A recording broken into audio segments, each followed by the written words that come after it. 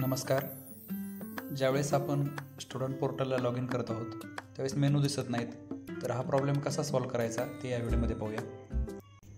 सर्वप्रथम गुगलवर स्टुडंट पोर्टलला लॉग इन व्हायचं आहे.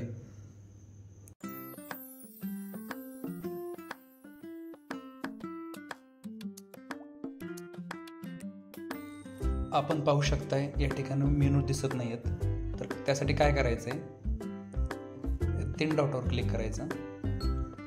या ठिकाणी डेस्कटॉप साईट केलेली आहे तरीसुद्धा मेनू दिसत नाही. डेस्कटॉप साईजच्या खाली सेटिंग्सवर जायचं आहे आणि सेटिंग्सवर गेल्यानंतर पुन्हा खाली स्क्रोल करून ॲक्सेसिबिलिटी यावर क्लिक करायचं आहे. आणि या ठिकाणी जी ॲक्सेसिबिलिटी आहे हे झूम आहे, डिफॉल्ट झूम.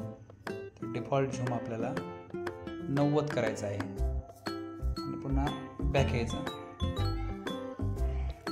आता पाहू शकता या ठिकाणी आपले मेनू दिसायला लागलेले आहेत.